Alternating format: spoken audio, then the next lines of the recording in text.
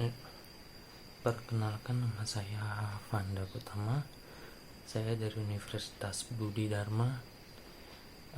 Saya di Fakultas Bisnis mengambil jurusan Ilmu Administrasi Niaga.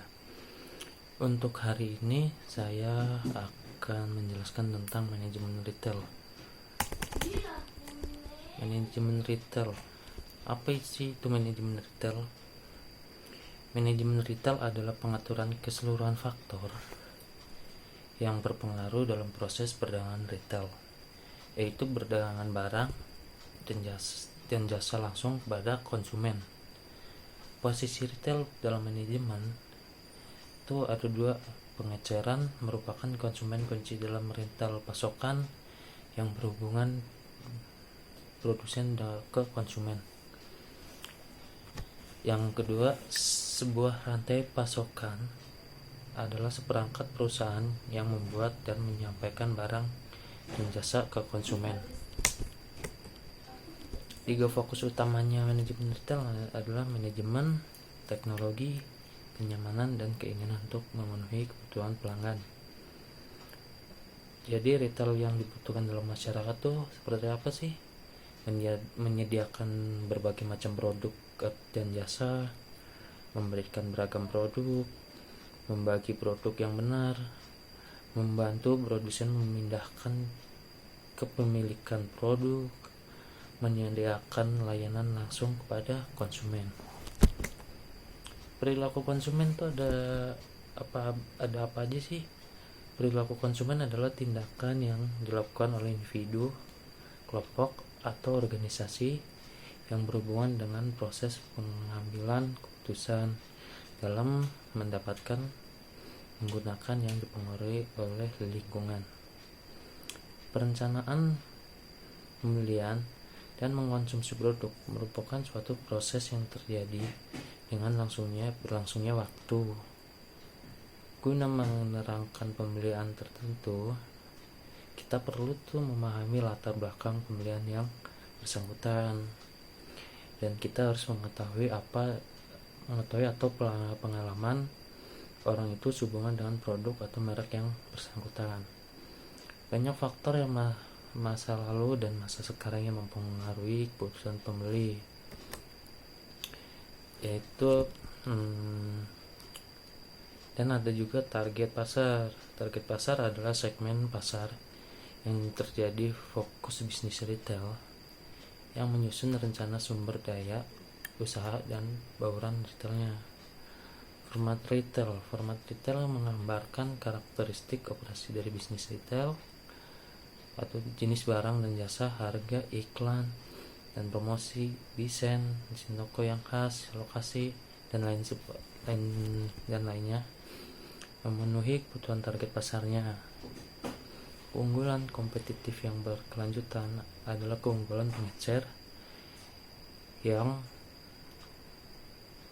tidak mudah ditiru oleh pesaing dan dapat dipertahankan selama jangka waktu yang panjang. Konsep retail adalah orientasi manajemen retail yang berfokus pada menentukan kebutuhan target pasar, pengecer, dan memuaskan kebutuhan mereka secara lebih efektif dan efisien daripada yang dilakukan oleh pesaing. Nah, pasar retail adalah sekelompok konsumen dengan kebutuhan yang sama dan sekelompok pengecer yang memenuhi kebutuhan tersebut dengan menggunakan format retail yang sama. Lokasi biasanya salah satu pertimbangan yang paling berpengaruh dari sisi pelanggan saat akan memilih toko langganannya. Keputusan lokasi memiliki kepentingan strategis karena lokasi dapat digunakan untuk mengembangkan keunggulan kompetitif yang berkelanjutan. Keputusan lokasi biasanya memiliki risiko tinggi. Biasanya ketika retail memilih lokasi, mereka harus membuat investasi yang benar. Nah, ada juga situs yang berdiri sendiri atau freestanding sites. Lokasi retail bagi toko retail yang bersifat individu, terisolasi, dan tidak berhubungan dengan retail lainnya. Namun mereka mungkin saja berada di dekat retail freestanding lainnya atau pusat perbelanjaan. Lokasi pertokoan atau kawasan pusat bisnis. Beberapa retail menemukan lokasi pertokoan sebagai lokasi yang strategis dan menarik.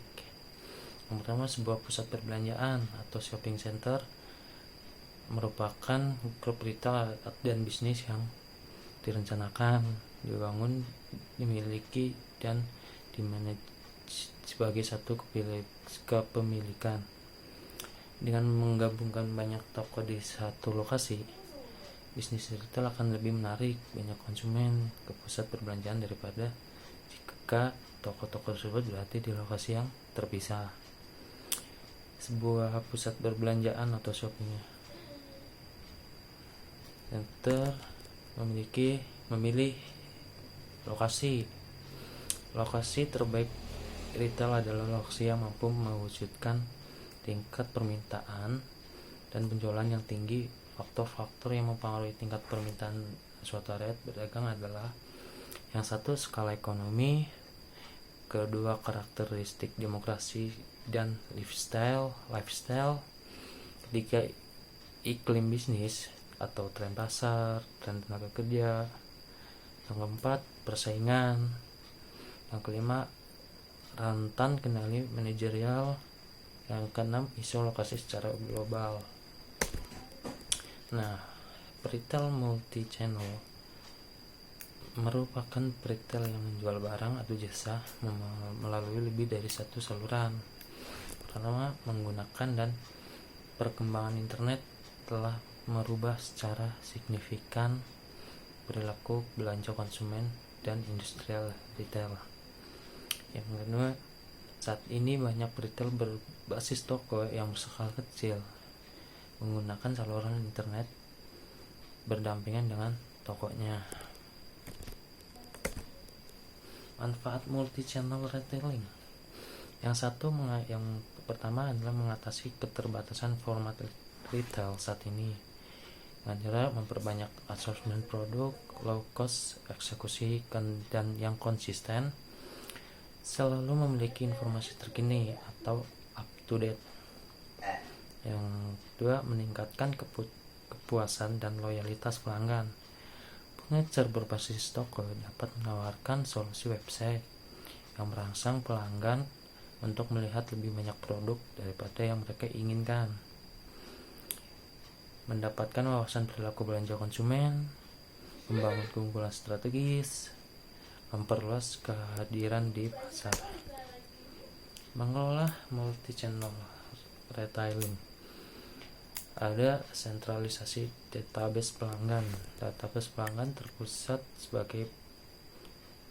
sangat penting untuk dapat mengumpulkan data pelanggan secara rinci melalui saluran internet dan memberikan pengalaman terbaik bagi pelanggan ketika mereka berinteraksi dengan retail melalui berbagai saluran. Ada citra merek. Retail perlu menyediakan citra merek yang konsisten tentang mereka di semua saluran. Merchandise assortment. Biasanya assortment produk berbeda untuk masing-masing saluran. Misalnya, pengecer multi-channel menawarkan barang lebih luas dan lebih dalam melalui saluran internet mereka daripada melalui saluran toko mereka. Ada penetapan harga. Retail produk menyesuaikan strategi harga. Mereka akan berkompetisi yang mereka hadapi dalam saluran yang berbeda. Sedangkan konsumen menginginkan harga yang konsisten di setiap salurannya. Rekrutmen dan seleksi karyawan. Yang pertama tuh harus ada analisis jabatan dan pekerjaan yang dibutuhkan, membuat job description, mencari calon karyawan potensial, screening pelamaran untuk wawancara seperti formulir lamaran, referensi dan cetak online, testing, memberikan gambaran tentang dunia kerja retail. Yang kelima, memilih pelamar pekerja, persiapan untuk wawancara, mengelola wawancara, Ada sosialisasi dan training karyawan. Yang pertama tuh program orientasi, memberikan pengertian dan penjelasan melalui tour ataupun praktik bisnis retail. Yang kedua, pelatihan toko karyawan, program keahlian terstruktur, memberikan ilmu yang terkait dengan manajemen retail, atau on the job training, pelatihan langsung kerja di tempat, menganalisis keberhasilan dan kegagalan. Kompensasi dalam manajemen retail itu ada reward extrinsic, reward yang diberikan baik oleh manajer toko atau perusahaan kepada karyawan, seperti kompensasi, promosi, dan pengakuan.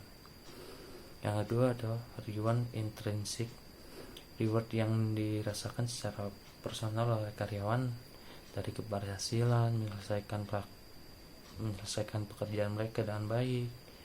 Misalnya penjual sering ingin menjual karena mereka pikir itu menantang dan menyenangkan. Ada kompensasi, itu gaji pokok, insentif, komisi, bonus, kuota. Anda mendeteksi dan mencegah shoplifting. Desain toko yang mudah diawasi dan mencegah shoplifting.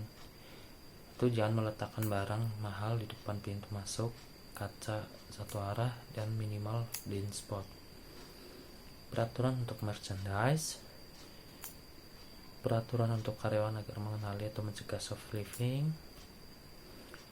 langkah-langkah pengamanan dengan menggunakan teknologi CCTV dan lain sebagainya. Mencegah pencurian oleh karyawan. Yang pertama tuh memilih karyawan yang jujur dan prospektif. Yang kedua, membangun sistem kontrol dan kebijakan keamanan. Secara acak mencari wadah seperti tempat sampah di mana barang dicuri dapat disimpan, mengharuskan karyawan toko masuk dan keluar toko melalui pintu masuk khusus. Semua transaksi penjual ditangani oleh sistem komputer atau mesin. Cash register supaya jelas pencatatannya. Larangan karyawan membeli saat jam kerja. Menyediakan ruang ganti di mana tas, paket, dan mantel harus diperiksa sebelum karyawan meninggalkan toko. Menggunakan teknologi seperti CCTV. Ya, mungkin cukup sekian dari saya. Apabila banyak kesalahan, saya mohon maaf. Terima kasih.